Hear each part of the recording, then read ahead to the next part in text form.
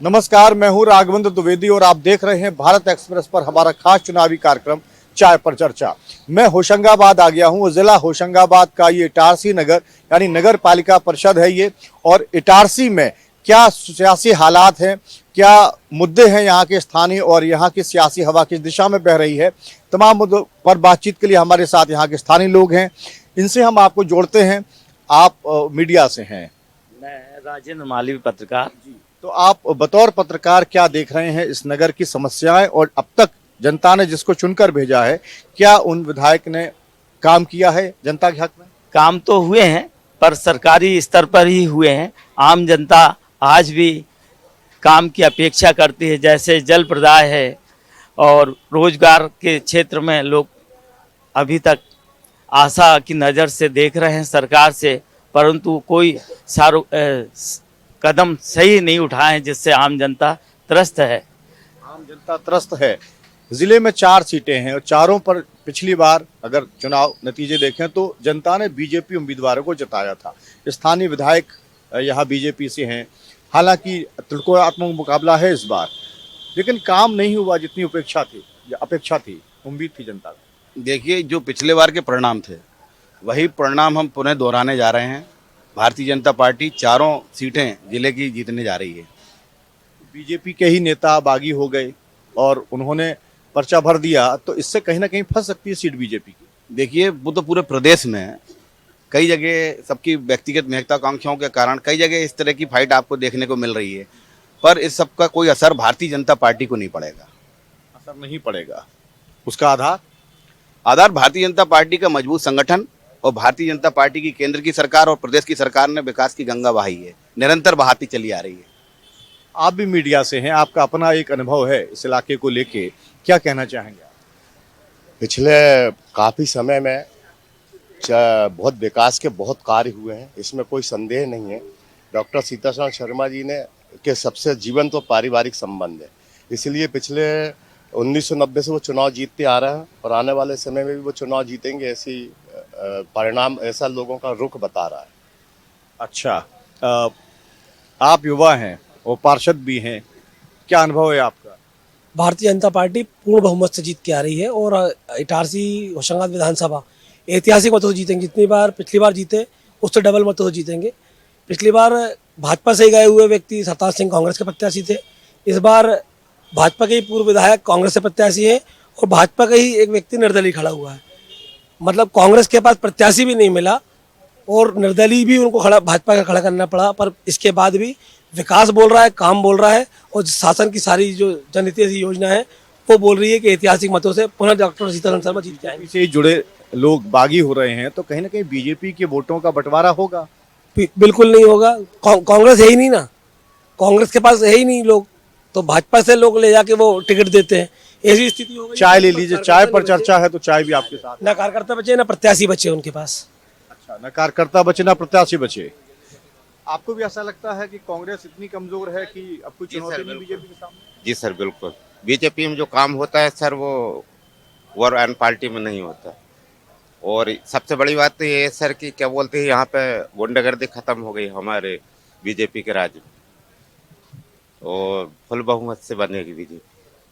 उद्योगों की स्थिति आपको पता है कि यहाँ है नहीं, और वो बेरोजगारी की समस्या है। सर, रोजगार आजकल किसी के पास बेरोजगार कोई नहीं है सर, सबके पास रोजगार है।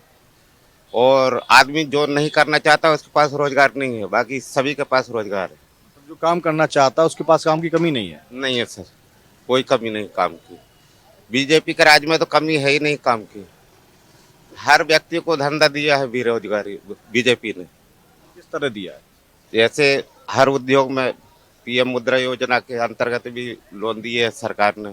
उसके बाद में उद्योग अपना अपना सब चल रहा है, बढ़िया कार्य चल रहा है बीजेपी के राज्य। निश्चित रूप से बेरोजगार इतनी चरम पर है कि जो कोचिंग आज युवा कोचिंग 500 रुपए में शहर में लेता था, इतना अच्छा ब्रांड अन्ना सर का था, इस शहर को छोड़कर चले गए। आज कोचिंग के नाम पर इस शहर की लूटमार आप देखिए तो एक व्यापार बना लिया गया है। और सिलेक्शन के नाम पर देखें तो एसआई की भर्ती आज 2018 से हम जैसे युवा इंतजार कर रहे हैं और डेट आती है पुलिस की, पेपर नहीं हो पाते, और पेपर होते हैं तो उसके पहले पेपर लीक हो जाते। आज ऐसी घटना मध्य प्रदेश में है। निश्चित रूप से बेरोजगार चिंतित है और बेरोजगार मौन है। रिजल्ट आपको वोट के माध्यम से युवा इस क्षेत्र का जरूर देगा। जी, महंगाई भी आज सबसे ज़्यादा है और इसमें मध्यम वर्ग पिस रहा है। तो मैं इस चैनल के माध्यम से, भारत चैनल के माध्यम से केंद्र सरकार और प्रदेश सरकार से कहूँगा कि वो महंगाई की ओर ध्यान दे। धन्यवाद। की तरफ ध्यान दें। और आपने जैसे बेरोजगारी का मुद्दा उठाया, क्या क्या समस्याएं हैं आपके इलाके में? और समस्या शहर में बहुत है। हमारे मुख्यमंत्री जी, मामा जी जो घोषणाएं कर रहे हैं, और हमारे शहर के विधायक जो 35 साल से जहां एक आतंक और कहते हैं हमने गुंडा राज कर दिया, पूरे शहर के गुंडे उनके पास है। यहाँ से 300 मील की दूरी पर एक जमीन है रेस्ट हाउस की, उसको मध्य प्रदेश शासन ने बोला कि शहर की आर्थिक स्थिति खराब है, जमीन को बेच दिया। और जमीन में उनका हिस्सा है, वो उन्होंने एक पत्र लिखा कि जमीन को रोका जाए। आज वोट मांगने के लिए पूरे शहर के संगठनों के पास जा रहे हैं। एक बाप भी अपने बेटे की शादी करता तो पहले घर में कमरा बनाता, और हमारे विधायक महोदय ने इस शहर की जमीन को बिकवा दिया। ये रोजगार, जब बेटे फूल बेचने वाले, दिए बेचने वाले, गन्ना की आड़त में दुकान लगाने वाले, शहर की मूलभूत समस्या को इन्होंने नासूर बना दिया है। सिर्फ अपने फायदे के लिए जमीन को बेच दिया। अगर उनके पास कोई प्रमाण है कि जमीन को बेचने के लिए एक पत्र लिखा है तो हमको बता दे, और नहीं तो हम बदलाएंगे पूरे कागज। इस जमीन में किसके कौन पार्टनर है और कौन की हिस्सेदारी है।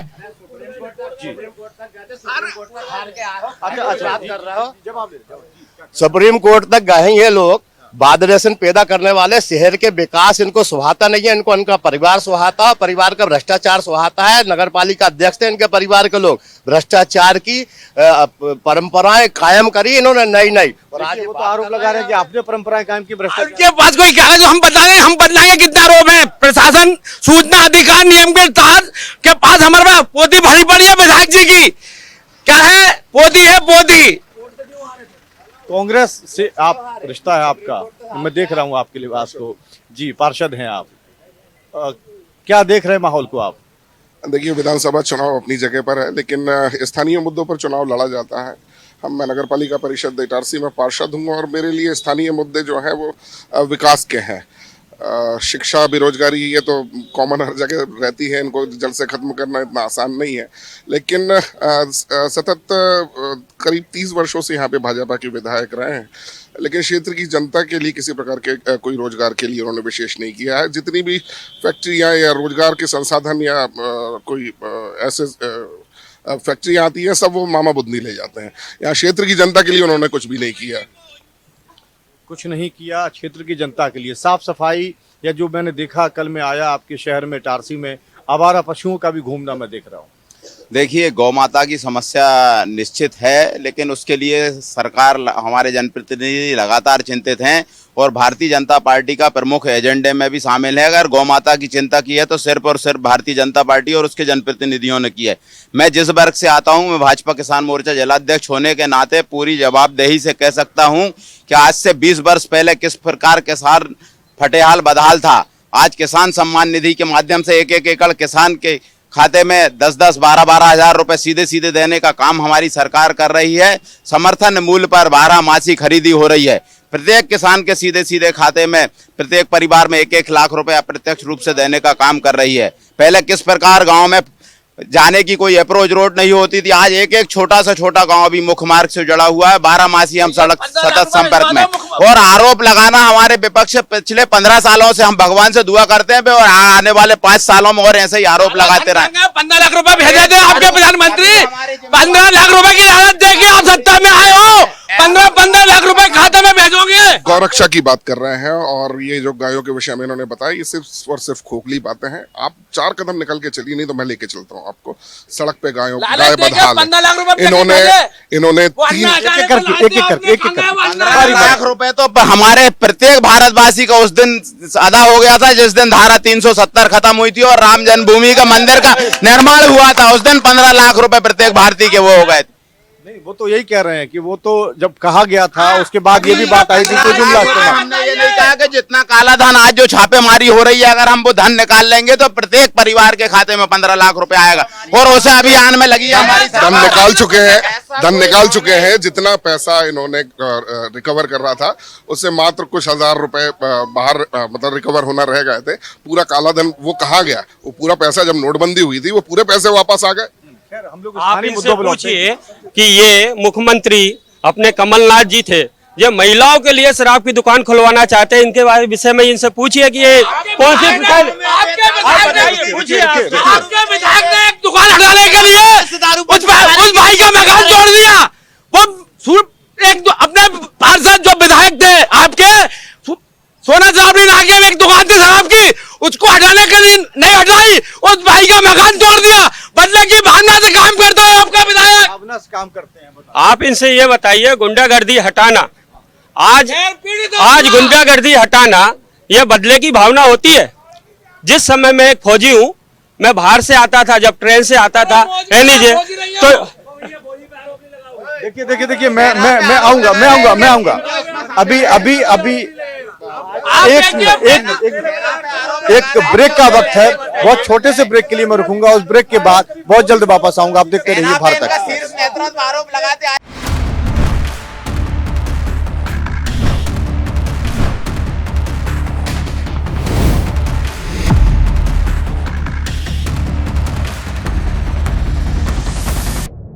ब्रेक के बाद फिर से एक बार आपका स्वागत है। मैं चाय पर चर्चा कर रहा था स्थानीय लोगों के साथ। उस चर्चा को मैं अब आगे बढ़ाऊंगा। आपसे जानना चाहूंगा कि स्थानीय मुद्दों पर कितना काम किया है आपके विधायक ने और क्या गुंजाइश है यहाँ विकास की? स्थानीय मुद्दों पे तो काफ़ी विकास हुआ है इस क्षेत्र में, और विकास की जो दिख रहा है पूरे शहर में, सारी जनता जानती है, समझती है इस चीज़ को कि किसने विकास किया, किसकी सरकार में विकास हुआ है। माफ कीजिएगा, बीच में टोकना चाह रहा हूँ। आदरणीय चतुर्वेदी जी मेरे ही वार्ड में रहते हैं। मैंने आपको बता चुका, नगर पालिका परिषद इटारसी में पार्षद हूँ मैं। केवल पिछले 1.5 साल में 3 पुलियाँ बनी हैं, और वो भी ऐसी ज़रूरी थी कि क्योंकि आवागमन वहाँ से सुलभता से नहीं हो पा रहा था। मात्र 3 पुलियाँ बनी हैं। इन्होंने, हमारे नगर पालिका अध्यक्ष जी हैं, नगर पालिका अध्यक्ष जी ने अभी तक जितने भी काम किए उनको उन्होंने लिख के दिखाया है, मेरे पास रिटर्न में है कि 1 करोड़ 9 लाख रुपए के काम हुए मेरे वार्ड में। साहब, एक वार्ड में यदि 1 करोड़ रुपए के काम आज तक इतिहास में किसी भी एक वार्ड में हो जाते हैं तो स्विट्जरलैंड बन जाता है एक वार्ड। वार्ड की जनसंख्या कितनी होती है? 2000, 2500। देखिए भाई, तो वो कह रहे हैं कि जितना खर्चा दिखाया जा रहा है उस तरह अगर काम होता तो इलाका बहुत शानदार हो जाता। सर देखिए, आरोप प्रत्यारोप लगाना अलग है, लेकिन विकासशील जो विचारधारा आदमी को रखना चाहिए, और शहर पे आदमी नहीं चलता साहब, जमीन पे काम दिखना चाहिए। विकासशील विचारधारा होना चाहिए। विकासशील विचारधारा जो है हमारे शहर में, जो लोगों की एक दूसरे के प्रति खींचने की पार्टी दल विरोधी जो विचारधारा है, ये दल विरोधी विचारधाराओं को समग्र विकास के लिए एक होना जरूरी है। सर एक सेकंड सर, आदमी सड़क पर चलता है साहब, विचारधारा के ऊपर तैरता नहीं है, विचारधारा के ऊपर उड़ता नहीं है, सड़क पर चलता है। मैं सड़क की बात कर रहा हूँ। ये कह रहे हैं कि देखिए आप लोगों का जीवन स्तर कितना सुधरा, कितना अच्छा काम किया आपके विधायक ने। मैं नहीं समझता साहब, मैं तो बहुत परेशान आदमी हूँ। परेशान है आप? मेरे को किस्त में लिया था साहब। देखिए, मैं तो बस एक बात ये बोलना चाहूँगा कि जिस सरकार पर हम विरोध का आरोप लगा रहे हैं, चुनी भी आप लोगों ने ही है। और हमारा विकास की यदि आप बात करें तो जितनी भी अभी तक वैकेंसीज निकली हैं, हो सकता है उसमें आपको धांधली नजर आ रही, पर कुछ तो सिलेक्शन हो रहे हैं कि नहीं हो रहे हैं। और रही बात ये कि देखिए, जो स्थानीय विधायक है, उन्होंने जो हमें परिवेश दिया, जो हमें यहाँ पे जो पर्यावरण दिया है, जो वातावरण दिया है, वो हमें बिल्कुल मतलब भय मुक्त दिया है। हम आधी रात को, हमारे यहाँ की जो लड़कियां हैं वो यहाँ पैदल घूमती हैं, यहाँ पे आती, मतलब ये क्या चीज़ है? कहीं ना कहीं सुरक्षित है ना। हो सकता है आपका विरोध है क्योंकि चुना आप लोगों ने ही है, जिन लोगों ने चुना है उनके ही विधायक है वो, तो इसका मतलब है कि हम तो पूर्ण रूप से समर्थन में उनके। और आज भी हम यही बोलेंगे कि यदि आप ऐसा कोई चेहरा लेकर आते हैं जो भयमुक्त वातावरण का हमें वादा दे सकता है, हमें प्रपोजल दे सकता है कि हाँ भैया हम भयमुक्त वातावरण उपलब्ध करा सकते हैं, तो ऐसा तो अभी तक कोई चेहरा आया नहीं है। केवल चेहरे के ऊपर राजनीति यदि करना चाह रहे हैं तो बिल्कुल नहीं हो पाएगा। रही बात, जो विधायक लगातार यहाँ से जीतते रहे, हाँ, उन्होंने अच्छा काम किया और बिल्कुल के तौर पर कोई और चेहरा नहीं आया। बिल्कुल, इसमें कोई दो मत है ही नहीं। कार्य तो बहुत अच्छा किया उन्होंने, इसके लिए कोई वो नहीं। आपने भी कई चुनाव देखे हैं यहाँ, क्या लग रहा है आपको? बदलाव होना चाहिए या विधायक के कामकाज से आप संतुष्ट हैं? प्रकृति का नियम है बदलाव, और इस बार निश्चित रूप से होशंगाबाद इटारसी में बदलाव है। तीसरा कैंडिडेट खड़ा हुआ है जो कि निर्दलीय है और उसकी पूरी संभावना। यहाँ गुलामी हो गई है, एक ही पार्टी एक ही प्रत्याशी 35 साल से यहाँ टिके। बदलाव जरूरी है। देखिए मैं आपसे कहूंगा, आप तो चूंकि बीजेपी का ही पक्ष रख रहे हैं, कह रहे बदलाव जरूरी है। एक ही आदमी जब लगातार जीतता है तो वो कहीं ना कहीं अहंकारी भी हो जाता है और वो उस तरह काम नहीं करता, वो कई कमियां नजर आने लगती। नहीं, देखिए, एक ही व्यक्ति लगातार जीत क्यों रहा है, इस बात पे विचार करिए। कि कार्य पद्धति में, पार्टी की कार्य पद्धति में, प्रत्याशी की कार्य पद्धति ठीक रही होगी, अभी तो लगातार जीते ना। उनकी बात का यही उत्तर है। मतलब उन्होंने काम किया तभी वो जीत रहे हैं, सीधा सा आपका यही कहना जी। हाँ, वाकई में एक सामाजिक आधार पर कोई निर्दलीय प्रत्याशी समाज के आधार पर चुनाव लड़ता है तो उसके पास विकास का कोई एजेंडा नहीं होता। विकास का एजेंडा उनके पास होता है जिनके पास विचार होता है, विचार के साथ परिवार होता है, सरकार बनाने की क्षमता होती है। यदि सरकार नहीं बना पाएंगे तो निर्दलीय प्रत्याशी कहाँ से विकास कर पाएगा। निश्चित रूप से कोई ना कोई राष्ट्रीय पार्टी का एजेंडा होना चाहिए। कांग्रेस के पास तो प्रत्याशी नहीं थे, पूरे जिले में प्रत्याशी नहीं थे। भाजपा से गए, गिरजाशंकर शर्मा को खड़ा कर दिया। पिछले बार सरताज सिंह भाजपा से गए तो उनको खड़ा कर दिया। कांग्रेस तो विलुप्त हो चुकी है। भारतीय जनता पार्टी से ले जा के प्रत्याशी इनको देना पड़ रहा है। भ्रष्टाचार के आरोप लगाने वाले लोग, ये विकास इनको नहीं दिखता। इनको रतौंधी आ गई है। स्टेडियम बन गया, बस स्टैंड बन गया, उसके बाद में 2 स्टेडियम ग्राउंड बन गए, हॉकी का टर्फ लग गया, नया अस्पताल की नई बिल्डिंग खड़ी हो गई, लेकिन इनको ये लोग दिखते नहीं है, ये विकास दिखता नहीं है। इनको दिखता है परिवारवाद। परिवारवाद नहीं है। बनवाले थे 35 साल से आपके विधायक इतने बड़ी पोस्ट पे बैठे थे, विधानसभा अध्यक्ष, एक पत्र लिख देते बीओटी बन जाता, एक साउस बन जाता। वो पत्र लिख रहा है मकान तोड़ने के लिए, इसकी नाप लो, उसको मरवा दो, मैं भी मरने को तैयार हूँ, है ना। अपनी प्रतिबद्धता बदलने वाले लोग यदि यहाँ पर जयस्तंभ चौक में एक जोड़ी चप्पल के पीछे अपनी प्रतिबद्धता बदलने वाले भ्रष्टाचारी कांग्रेसियों के पक्ष में जनता इस समय नहीं है, भारतीय जनता पार्टी के पक्ष में रहेगी। कुतर्क नहीं, तर्क पे बात करेंगे। मैंने पहले भी कहा था कि भाजपा का प्रत्याशी नहीं है। आप बनापुरा में जाएंगे तो भारतीय जनता पार्टी के परिवार से ही कांग्रेस में जो व्यक्ति गया उसको टिकट दी गई। जनशक्ति पार्टी में जो पुष्पराज पटेल थे, आज उन्हें कांग्रेस से टिकट दी गई। यहाँ के पूर्व विधायक जो भाजपा में चलन है, हर चुनाव में देखा गया, इधर से उधर पाला बदलने वालों। हमारे माननीय विधायक जी ने यहाँ गुंडा राज समाप्त किया है, विकास किया है। ये खुद गुंडे से नाराज हो रहे हैं। ये देखिए, आदमी के आचरण समझा जाता है। चिल्ला चोट कौन करता है, सभ्य कौन है, किस तरफ के लोग चिल्ला चोट कर रहे हैं, किस तरह के इनके जो प्रत्याशी हैं वो किसे गले लगा रहे हैं, पूछे किसे गले लगाते हुए कल दैनिक भास्कर में फोटो आई है। बता दीजिए, बताइए किसकी फोटो आई। कोई की फोटो नहीं है, ये सिर्फ इसी शहर में विधायक जी इसी बात का बादरबंद कर करके लोगों को डरा रहे हैं। शहर के लोग, अच्छा शहर के युवाओं को मालूम नहीं है, शहर के युवाओं को इतिहास नहीं मालूम कि शहर का क्या विकास हुआ है। वो एक चंपति आता ना, बच्चों को घेरता, शहर के युवाओं को घेर लिया इन्होंने। बस शहर ये दुकानें बनी है। दिग्विजय के राज में सड़कों की क्या हालत थी, आप इनसे पूछिए कि दिग्विजय सरकार में कि सड़कों की क्या हालत थी। क्या हालत थी सड़कों की, बताइए। ये दुकानें बनी है 65, इनके विधायक ने आपत्ति लगा दी, मेरे पास प्रमाण है ना। और विधायक जी कहते हैं विकास किया है, शहर के नए युवा लड़कों को पकड़ लिया उन्होंने अपने साथ में, उनको लेके घूम के कहते हैं शहर का इतिहास जानो, शहर का इतिहास देखो। शहर के 10-25 लोग यहाँ पूरे युवा नहीं है, लोग दुखी हैं इनसे। इनका भाई को दुखी है, इनसे घर छोड़ के आ गया। इनका भाई कह रहे हैं कि उनका परिवार उनके साथ जी। मैं पहले बात तो किसी भी पार्टी से संबंध नहीं रखता हूँ, है ना। मैं जीएसटी इनकम टैक्स वकील हूँ और जहां तक मैं देख रहा हूँ इस शहर में सबसे अच्छी चीज विधायक जी ने ये करी कि क्राइम खत्म करा। क्राइम बिल्कुल। यहाँ के विधायक जी को बच्चे से लेकर बूढ़े तक गले मिलाते, गले लगाते हैं। किसी भी यहाँ के विधायक जी से कोई दुखी नहीं है। ये उनकी एक सरलता सहजता है कि अगर मैं भी उनको किसी कार्यक्रम में बुलाऊंगा तो वो एनी टाइम समय निकाल के आ जाएंगे। ये बेटी खड़ी है, ये बेटी लाडली है, लाडली बेटियां अपने मामा के लिए वोट मांग रही है, लाडली बहनें अपने मामा के लिए वोट मांग रही है। ये क्षेत्र की जनता विकास पे वोट मांग रही है। यहाँ क्षेत्र की जनता चाहती है गुंडागर्दी समाप्त हो और आप गुंडों गले लगाते हो। आप ये मजदूरों को गले क्यों नहीं लगाते, किसानों को गले क्यों नहीं लगाते? और ये बोल रहे हैं युवा साथ है। मैं गर्व से कहता हूँ एक युवा पार्षद होने के नाते कि पूरे युवा भी साथ है, बच्चे भी साथ है और बुजुर्ग भी साथ है। माननीय विधायक जी ऐतिहासिक मतों से जीत रहे हैं। यहाँ इनकी दुकानदारी खत्म हो गई है, कमीशन खोरी खत्म हो गई है। सारा शहर इस बात का साक्षी है किस प्रकार यहाँ जयस्तंभ चौक से लगा के RMS तक गुंडागर्दी की दुकानें सजा करती थी। सट्टे की पर्चियां, खुलेआम सट्टा लिखा जाता था, RMS गुंडों का अड्डा हुआ करता था। आज डॉक्टर शर्मा ने ऐलान किया है कि अगर इस शहर में या तो गुंडे रहेंगे या डॉक्टर शर्मा रहेगा, इनकी सबकी दुकानदारी बंद हो गई है। जनता पसंद करती है, पूरे शहर इसी कारण कह रहे हैं कि गुंडागर्दी खत्म कर दी है। गुंडागर्दी खत्म नहीं हुई साहब, गुंडों ने चेहरा बदल लिया है, गुंडों ने चेहरा बदल लिया है। वो ग्राफ देख सकते हैं थाने का कि ग्राफ कम हुआ है, आपको रिकॉर्ड बता सकता है। मैं आखिरी कमेंट के तौर पे तमाम बातें आपने सुनी, आखिरी क्लोजिंग रिमार्क यदि आप देना, आप भोपाल से, आप लोग दिल्ली से, जाते समय आपको भोपाल पड़ेगा। भोपाल जाने से पहले इटारसी के बाद नर्मदापुरम पड़ता है। जी हाँ, नर्मदापुरम पड़ेगा जहाँ पे अवैध रेत का उत्खनन हो रहा है। और ये पिछले बस ये बिल्डिंग है भैया, इसको छुड़वा लेना मेरी। बस आखिरी क्राइम का हब है होशंगाबाद जिला।